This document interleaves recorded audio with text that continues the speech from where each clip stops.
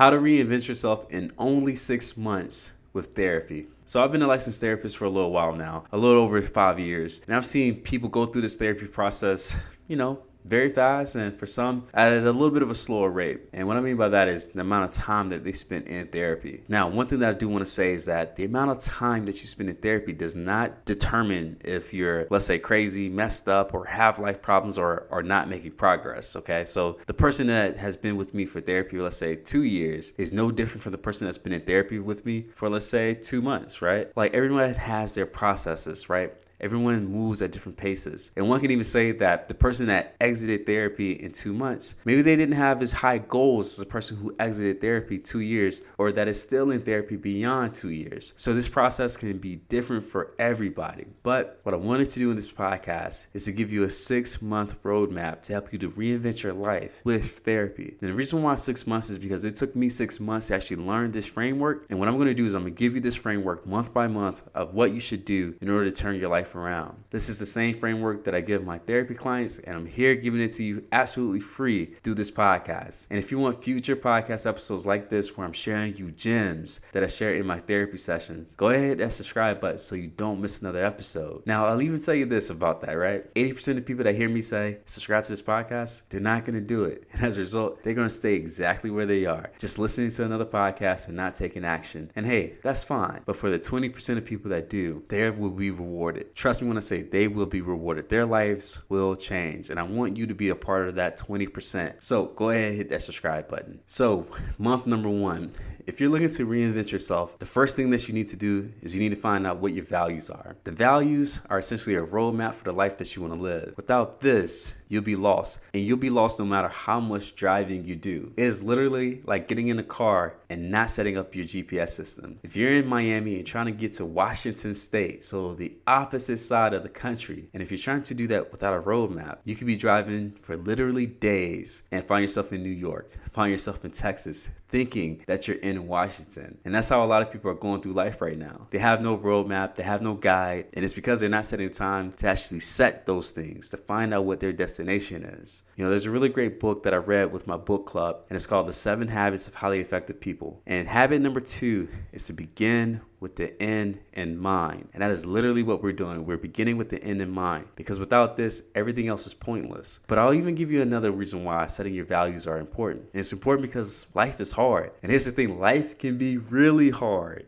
right? But if you don't have values, you won't find a reason to push through that hardness. And that's where your values come in. Your values are set to help you, to give you the motivation to push through that wall of depression, that wall of anxiety, that wall of imposter syndrome, whatever your wall is. You'll be able to push through that if you have a reason to do it. But if not, you're going to fall. You're going to tell yourself that it's not worth it, and you're going to find some other aimless route to take that's going to probably lead you back to Miami, right? It's going back to that example. So going back to where you were. And as a result, you just spend all that time just doing nothing. So month number 1 is all about finding your values. And a really great way to do this is to segment your life into 4 different domains. So the first domain that I talk to my clients about is the career and education domain. And it's literally what it sounds like. It's everything that you do in terms of your business, your careers, or the education if you're in college or some type of formal education. Everything that you value in that area, you need to write those things down. Now, the second area is relationships. So this is not just your romantic relationships, but it's your family, your friends,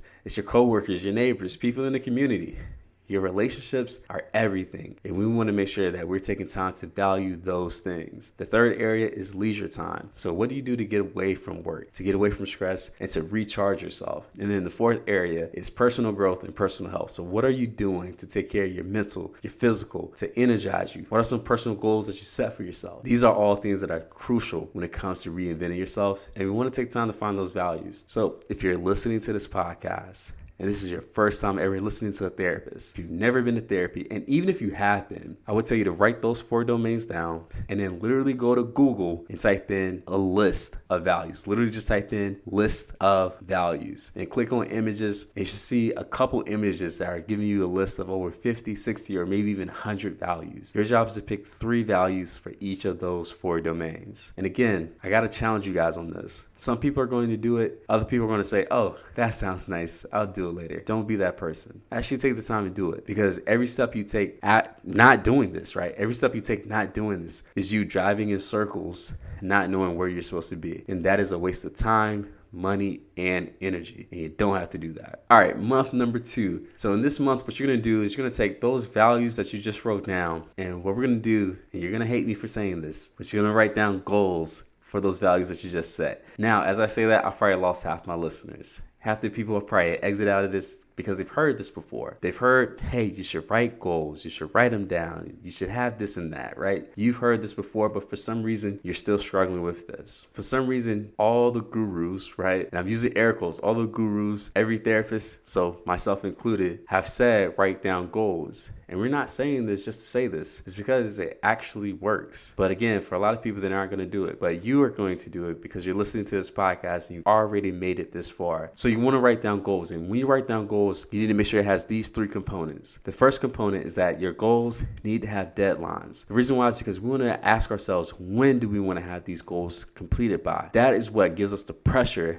and the anxiety to actually do the things that we sometimes don't feel like doing. And yes, I said the word anxiety because anxiety can actually be used as a tool to help us and not necessarily harm us. And this is what deadlines do. When I'm working with my clients, I always ask them, hey, what is it that we're going to have accomplished by next time we meet? What is it that we're going to work on? And the reason why is because when next time we meet, I want to have something to hold them accountable to. And trust me when I say they really, really appreciate that. Okay. And I'll even say this, like if my client doesn't have the work done, a lot of times I'll tell them, hey, let's do it right now, because we want to hold these deadlines true. We want to stay accountable. We don't want to be too flexible in this area because we don't want to find, let's say, excuses to not do things. Okay. So we want to have deadlines. So that's number 1. Number 2, we want to have subset actions for each goal that we set. So I want you guys to think of this as like a pyramid. At the top of the pyramid, we have our values. In the middle part of that pyramid, we have our goals. And then at the base of that pyramid, the most important piece, the foundation, right, is the actions. It's the actions, guys. Now, the reason why we want to break our goals down is because if we look at our goal and it's the size of Mount Everest, we may procrastinate on that goal because it looks like it's going to take a lot of energy. But if we break our goals down to something similar to like a stair step, right? So a stair step that's in your house, we may feel like, okay, I can do that. And that's where the momentum comes. That's where the motivation comes. It comes from just us seeing ourselves take a little bit by a little bit of action, right? Getting just a little bit better each and every day. That's where we start to believe that this big goal known as Mount Everest is actually possible. And then the last component that you want to have when it comes to goals is accountability. Okay? Accountability. Now, there's a really great study, and I gotta admit, this blew my mind, but there was a really great study that was done by the University of California. And they stated that when you do not write your goals down and you do not have an accountability partner, there's a 33% chance that you're gonna accomplish that goal. 33% chance. Now, for the people that write down their goals, they write down the actions, and they have an accountability partner, studies show that those people have a 76% chance of accomplishing their goals. So literally double. Now, to me, that sounds amazing. And I need you guys to know that you need to write your goals down and have an accountability partner with these goals. Because trust me, if you have a goal such as become a millionaire, I think you will love the 76% chance of getting to that $1 million rather than a 33% chance. All right. And I'm just guessing, right? Like, think about it. You're not adding that much work when it comes to the goals, but think about it. You're able to double the percentages, double the chances of actually accomplishing that goal, right? So all I'm asking you to do is take the goals that you have in your head and write them down on a sheet of paper. Write down some actions, right? Actions, deadlines, and find an accountability partner. This could be a coworker. This could be a friend. This could be a loved one. It could be a therapist like myself. There's so many different ways that you can find that, but I don't want you to overthink it. All right. I don't want you to overthink it. And again, you have a month to do this, right? You literally have a month. Now, I wasn't going to add this in this podcast, but I'll give you guys a gem just because you're still listening. So what I tell my clients when they're struggling to take actions towards their goals is to focus on this 2-step process. The 2-step process is you asking yourself, what can you do within 24 hours in regards to this goal? In 24 hours, what can you do in regards to this goal? So this is going back to the idea of breaking these goals down, right? Now, the second question that you need to ask yourself is on a scale of 1 to 10, 10 being that this action that I'm about to take is incredibly easy, and 1 being that it is incredibly hard. What actions are at least a 7? All right. So what I'm trying to get you to see is what can you do within 24 hours that is extremely easy, right? Extremely easy and has a high probability of you accomplishing it. That is what I want you to ask yourself, and that will help you you to start to build that momentum and accomplishing these goals. So month number 1, we're finding out what it is that we value. Month number 2, we're writing these goals down and we're finding an accountability partner. All right, month number 3 in regards to reinventing yourself is for you to write down all the unhelpful stories that you're telling yourself. Believe it or not, who we are today is a result of who we've been and the stories that we've been telling ourselves. And that's how a lot of people have been going about life, right? It's these stories that maybe someone has told them about themselves. So it could be, parents, it could be bullies, it could be, our own failures, right? What tends to happen is that a story is developed from these situations and we carry these stories with us like a backpack. And if we're not careful, we'll start adding story after story after story that is very unhelpful, very unproductive for who we want to be. And what I want you guys to do is to stop and actually write down these stories and really start to develop an awareness of what these stories are and even where they come from. I had a real great friend. I was having an honest conversation with him one day. And one day I told him that sometimes, I lack a little bit of confidence, believe it or not, even as a therapist. Sometimes my confidence may not be there. And I remember talking to him and he asked me a great question. He said, "Where do you think that comes from?" And instantly, guys, I was able to tell him that it came from me playing basketball. And it wasn't because I was good. It was because I was unfortunately not that good of a basketball player, despite being a very tall guy. And the reason why is because, my anxiety used to get the best of me. And it all started when I was in not elementary school, but it all started when I was in middle school. And I remember missing the game-winning shot for my team. And that was something that absolutely broke me. And it broke me because of all the jokes that people made about me the next day that I was in school. And what that taught me was that I shouldn't take chances. I shouldn't take shots, right? I should play safe and stay on the sidelines. I should pass the ball and not be aggressive. And that was something that I carried with me for a long time, guys, a very long time. But what was tough about that was that, I didn't know why I wasn't being aggressive with my goals. I didn't know why I was lacking the confidence I was lacking. And it wasn't until he told me or he asked me, where did I think that lack of confidence came from? And I was able to go back to that moment. Now that I realize where this moment comes from, I'm able to give it its own identity. I'm able to tell myself that story of me missing that game-winning shot is not who I am today. That was decades ago. And I do not have to carry that with me. And for a lot of you guys, you've been carrying stories with you from decades ago. And it's now time for you to let go of that story. And to do that, you first have to realize what stories are you still carrying with you. Once you have that list of stories, I would love for you to then write new stories that you'll love to carry with you, new beliefs. What I tend to see is that there are a lot of people who have been told that they've been great or that they've done great things or they've literally had success in their own lives, but it's been hard for them to believe it. And the reason why is because they're still holding on to this old story of who they are. Trust me when I say, if you were to stop and look at the stories that you have, good or bad, if you were to start from that point, it would change your life drastically. Because what you would then be able to do is to decide what stories you would love to take with you as you move forward in creating this new life. All right. Like the thing is that I'm trying to get you guys to see is, and I'll give you guys an example.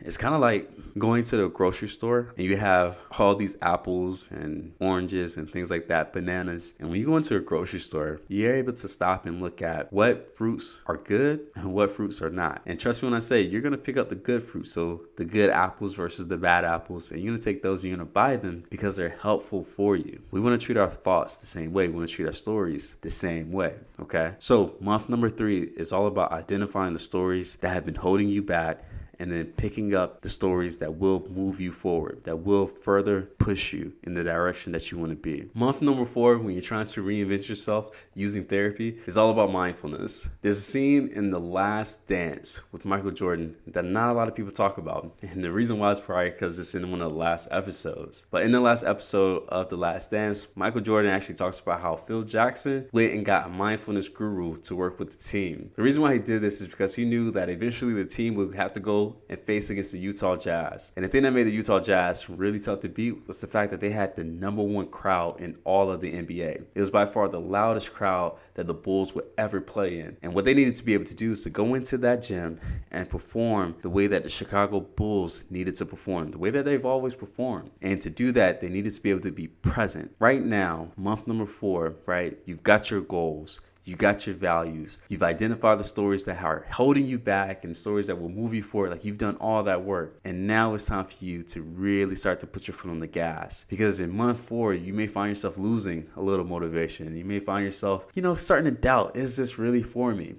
And when those thoughts start to creep in, we need to be able to lock in and put our best foot forward. I tend to tell my clients, and I even tell myself, that mindfulness is kind of like you turning on your high beams in the middle of the snow, in the middle of the rain, in the middle of the fog. In other words, when that road is unclear, it's your mindfulness, it's the high beams that you're going to turn on that's going to help you to be able to stay on that path just long enough to get back to where it's sunny, back to where the weather is really, really nice, and you're able to get through this journey that we're on, if you will. You know, for a lot of people, they believe that mindfulness is something that sounds nice. Maybe it's something that I will do, but they never really prioritize it. And when you're in month number 4 and you're just going through the grueling part of it, right? You're kind of going through those like quote unquote harsh winters, as they say, right? Like, I need you to be able to now really focus on what you need to do next. I can't tell you how many times I've sat with clients, or man, even in my own journey, where there's a lot of things going on right now, right? There's a lot of, let's say, actions that you should be taking. There's a lot of things that your mind is telling you.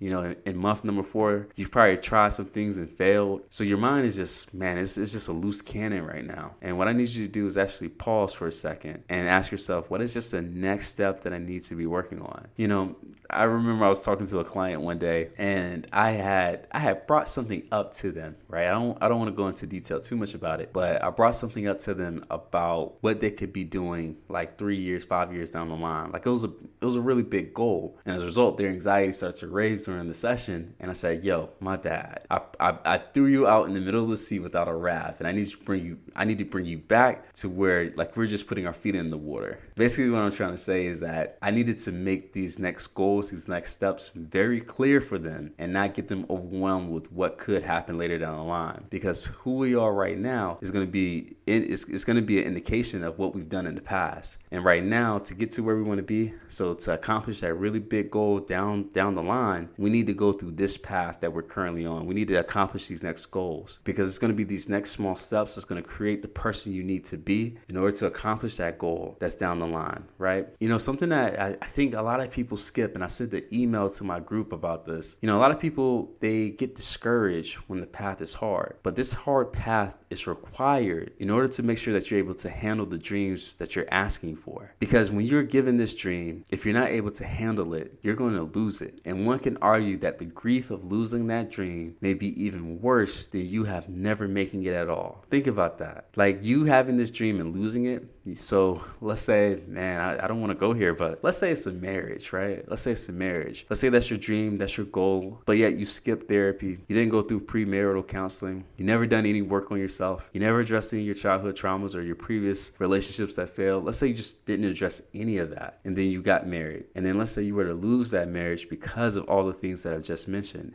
I think that heartbreak may be even worse than you have not ever getting married to begin with. This is why that path is so necessary. And this is why I need for us to practice mindfulness, so that we will be more willing to go through this path step by step, day by day. You cannot skip this part of the journey. So mindfulness is a real good way to bring yourself back whenever things get tough. So I'll give you a quick mindfulness technique. It's real simple. I actually have a client doing this right now, and it's mindfulness eating. When you eat, normally a lot of people are eating while they're on their phones, watching a movie, right? Maybe even driving, which isn't the safest thing to do. And as a result, they're not able to really be present with the food that they're eating. They're not able to enjoy it. So what I have this client doing, I've had several of my clients do, was to practice mindfulness eating, which means them turning off all electronics and just simply sitting in the room. And before they actually eat the food, I ask them to notice it. Notice the different colors of the food. See if you can smell the food. As you touch it, see if there's different textures that you can notice. Maybe it makes a different sound. Maybe there's a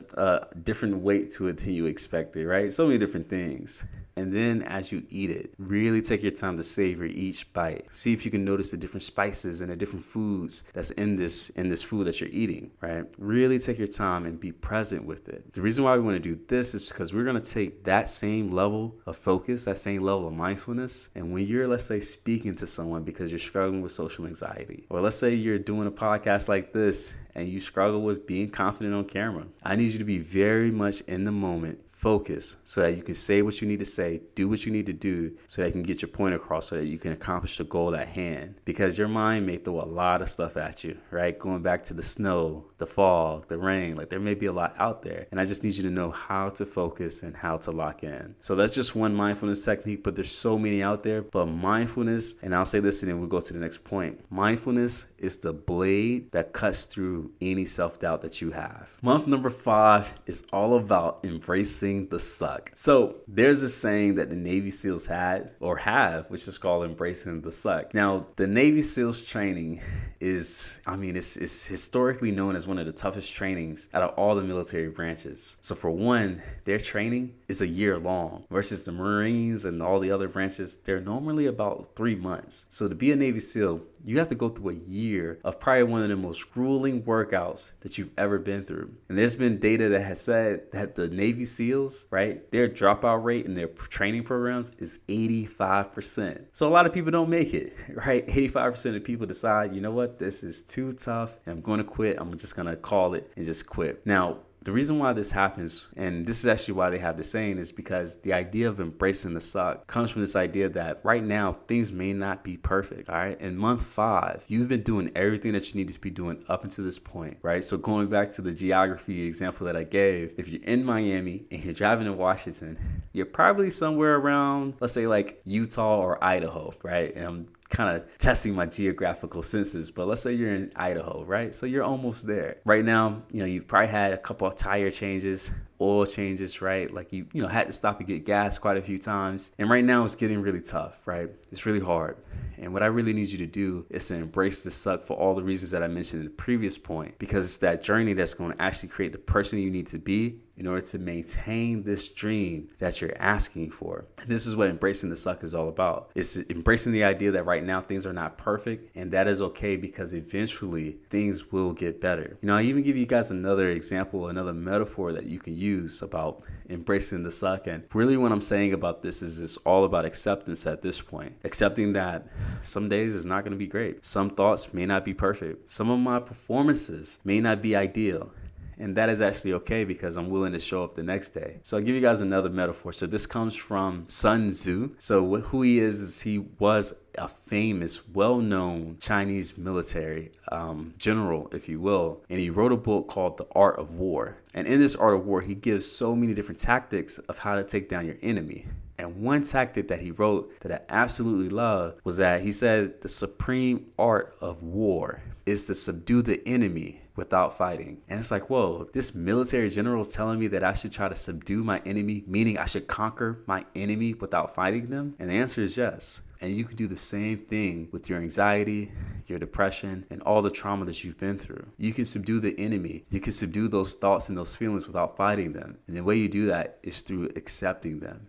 I think we have a bad rap in this world where there's this belief that in order to be perfect, your past has to be perfect, your thoughts have to be perfect, your feelings have to be perfect. In order to have a good life, you have to feel good. And that is not the case. If that was, then trust me, I would probably have a lot more clients than I do now. My goal with all my clients is to show them that you can actually have a great life when things aren't great. You can be confident even when you're not feeling confident.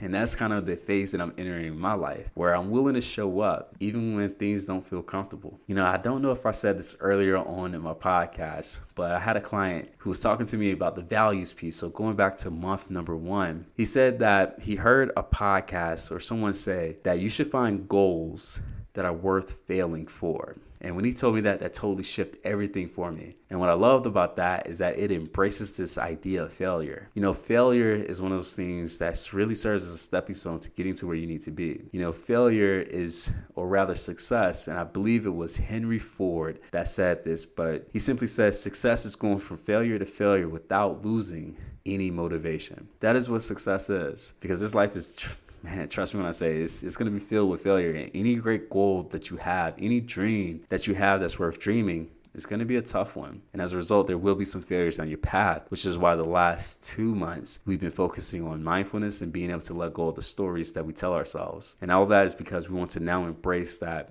sometimes our performances won't be perfect. Our outcomes won't be perfect. The thoughts, the feelings we have won't be perfect, but that part is okay. So again, make sure you embrace the suck. And as Sun Tzu says, subdue the enemy. And this can include your mind without fighting. That is the supreme art of war. All right, so month number 6, and the fact that you've made it this far listening to this podcast, it tells a lot about who you are. It says that you're someone that is a completer, you're someone that is a finisher, and that right there will help you to get past 80% of your competition. That right there is probably one of the biggest indicators of success. It's your ability to stay persistent. So I'm glad you guys made it this far to this channel. And if you want, please subscribe to this episode, right? Subscribe to this channel. If you do that, you will continue to receive life-changing information like this absolutely free. So in month number 6, it is all about self-reflection.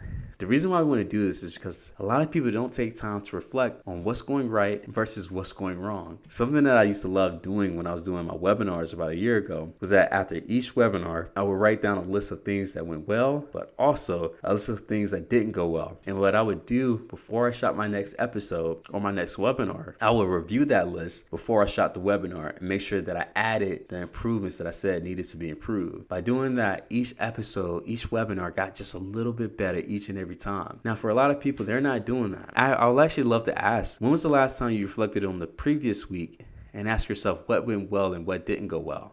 Gives you a lot to think about, right? I think for a lot of people, what they do, and I do this on my birthday and then also on the first of the year, so January 1st, I tend to look back on what things have gone well and what things I need to improve in. If I were you, I would choose those 2 points to start with if you haven't been reflecting on, your life, your goals, your actions, your results. Take time to really reflect on what goes well and what doesn't go well. It's kind of like a science project, right? Where you're looking at, well, if I add this new chemical, if we try something new over here, what would be the results? It's kind of like experimenting, if you will. It's the same thing that we want to do here, because for the last 5 months, you've been working really hard to change your life, and you have a lot of data. You have 5 months worth of data. And what you want to do now is you want to see what goes well, what works rather, and what's not working. And here's the thing. Don't be surprised that some of those things actually includes people. I don't want you to be afraid of letting go of people or adding people or even paying for people to help you. So this may come in the form of a coach or a therapist, because what we want to do is we want to double down on things that's actually working for us. If we do that,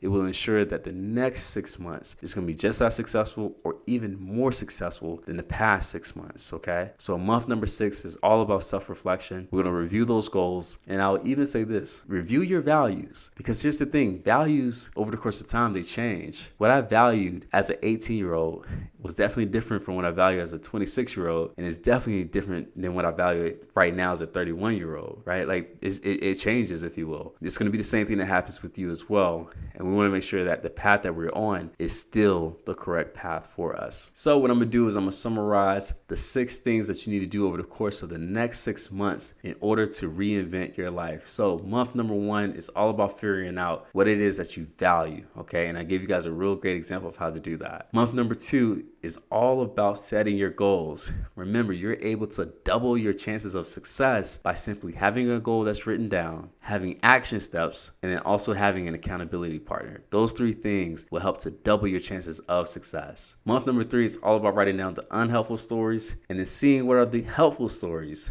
that you are having right now, that you're experiencing right now. And we want to learn how to identify and notice the unhelpful stories so that way we can let go of them whenever we're trying to take an action. Month number 4 is all about doubling down on your ability to be present. It's all about mindfulness. And I use a great example from The Last Dance of how Michael Jordan and the Chicago Bulls used mindfulness to go into Utah and beat Karl Malone and John Stockton in Game 6. You know this as the shot. And then the next month number 5 is all about embracing the suck. That is something that a lot of Navy SEALs talk about. And also the quote from Sun Tzu is to subdue your enemy without fighting. He says that is the supreme art of war. And then the last point, month number 6. In this month, you need to reflect on things that are going well and things that are not going well, and just simply make the adjustments. So thank you for checking out this podcast. My name is Coach Wells. I'm a licensed therapist, and I see you in the next episode.